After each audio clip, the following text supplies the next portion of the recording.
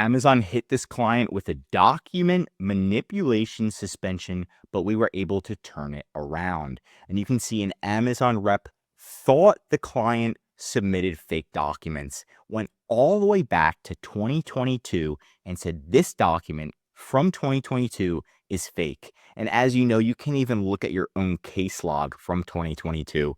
But then they sent them this email. Thank you for speaking to us.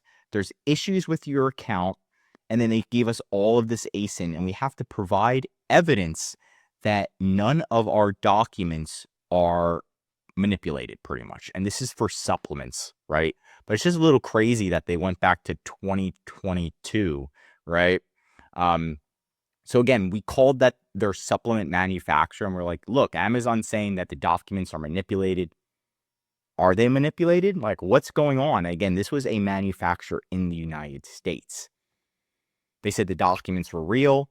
And then what we did after that is we called the third-party testing facility that actually created the documents. So the manufacturer gave their supplements to a third party. The third party tested them, gave the documents back to the manufacturer. The manufacturer gave them to the client, So that's like usually the standard process.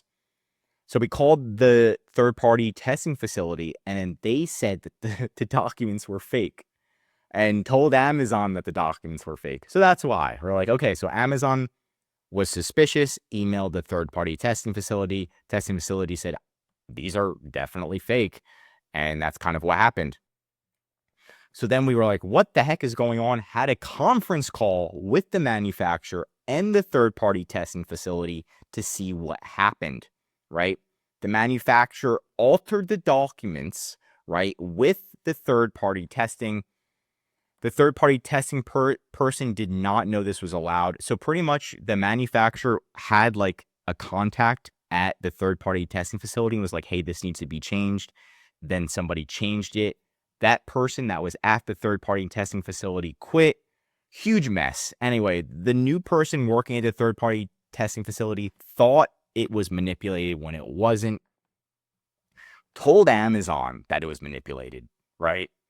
And then we were like, look, you need to write us a letter at this point.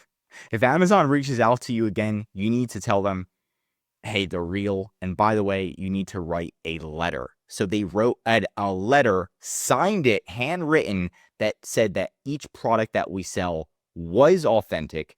There was confusion during the initial review, but after additional review, the documents have confirmed authentic, which is a huge mess, right? Just a huge red flag in Amazon's system either way, right? So then, of course, we submitted an appeal for the client.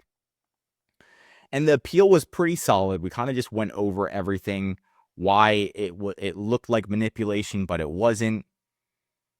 The documents technically were altered by the manufacturer, but they weren't, they're still authentic. And here's evidence. We've got these letters, and we've got everything that Amazon wants. Like, it literally, they can contact them again. So this counted as a rejection. Amazon said, we are reviewing the information that you submitted and will notify you once we have finished our review. And then they just never got back to us. They just never said approved. They never said denied. We were sitting in like a blocked limbo, which is not a good place to be, because you're like, is it denied? Is it accepted? Just wait. And that is not what we wanted. So the escalation was needed. So we prepared an escalation letter. And then because we thought the account was blacklisted, the escalation took 30 days, but ended up in reinstatement. We have reactivated the account. We wish you the best of luck, right? Super, super great. And it's pretty much this, just the escalation was exactly what we pretty much said in the appeal, but a lot shorter.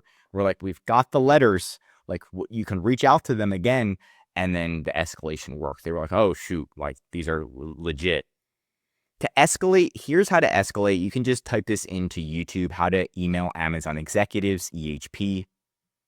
Also, you can use X. So X is formerly known as Twitter. You can contact them and then they'll answer, and then they can help you escalate internally. And there's also Amazon seller forms. Now, this person on Amazon seller forms tried to talk to Amazon, but they did have to hire an attorney to talk to Amazon's legal department to get them reinstated. So there are a couple of options to get reinstated, right? But I recommend, obviously, Escalation is free. Try that first.